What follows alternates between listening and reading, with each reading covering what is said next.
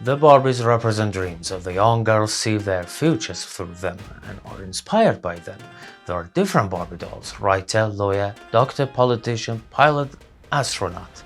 Little girls play with them and imagine themselves in their clothes and careers. But we should be grateful Greta Gerwig's Barbie isn't about this cliche, about the girls who want to be like their Barbies. The movie indeed takes the opposite direction. It's about the Barbie who eventually decides to be a human, who chooses human life. There are two worlds in this movie, Barbieland and the real world, which are somehow connected. Barbies in Barbieland are being played by people in the real world and are influenced by their emotions, thoughts, and the way that people treat their dolls. Every day in Barbieland looks like a perfect day. Today as yesterday as tomorrow. The crisis begins when the stereotypical Barbie played by Margot Robbie starts having thoughts of death. Her feet become flat, her upper thigh gets cellulite, and she is no longer able to fly slowly down her convertible. She is malfunctioning. All the Barbies advise her to visit Weird Barbie, and this weird, wise, lonely Barbie suggests that she leave Barbieland, go to real world, and find the girl who is playing with her. Barbie begins her journey in the convertible and soon she finds Ken, Ryan Gosling, hidden in the backseat. She reluctantly accepts him.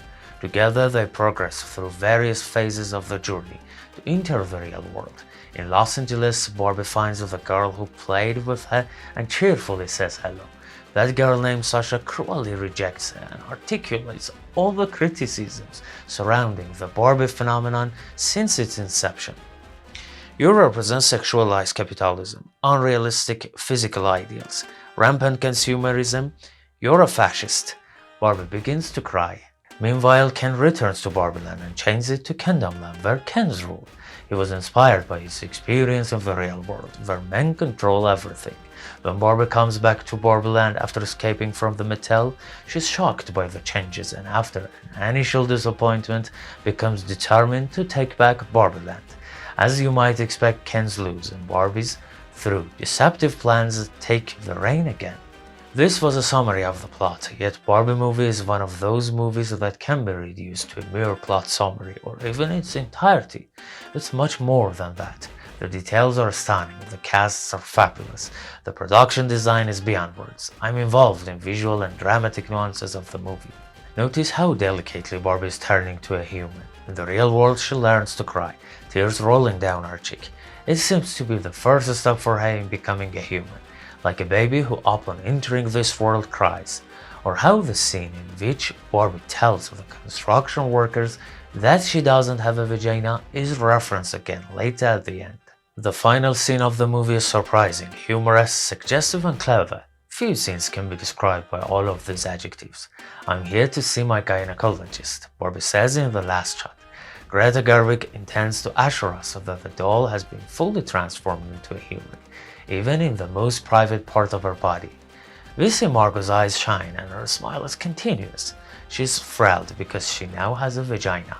That's interesting because as we've observed, most girls in early adolescence are shy to pronounce the word gynecologist. I hope that Barbie serves as an inspiration here too. The movie has a tendency to keep everyone satisfied and this prevents it from illustrating its ideas explicitly.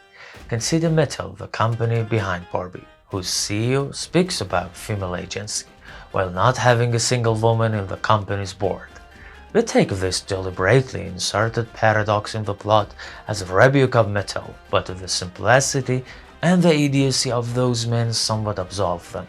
When Ken dolls and houses sell well and one of the directors hints at it, what's the difference between Barbie and Ken? Money is pouring in. The CEO shouts, I got into this business because of little girls and their dreams.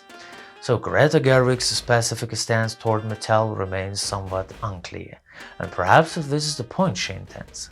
Also, that important scene where Sasha passionately reprimands Barbie, her points against Barbie remain unanswered. The fast pace of events and characters easily erases that brief scene from our minds. Greta Gerwig utilizes the dynamics of the relationship between Sasha and her mother to transform Barbie in Sasha's eyes, changing her from a figure she saw as a fascist into her mother's beloved doll. Eventually, Sasha comes to at least endure Barbie and not hate that anymore. It's okay, it's a tricky way to downplay those harsh criticisms. However, Barbie does indeed face this criticism across the board, and the less seriously we take them, the blunter they become. I enjoyed Barbie, the jokes were cleverly constructed. The idea of a doll who has been the subject of desires and dreams of many girls for nearly 7 decades and now wants to change into one of those girls is wild, inventive and delightful.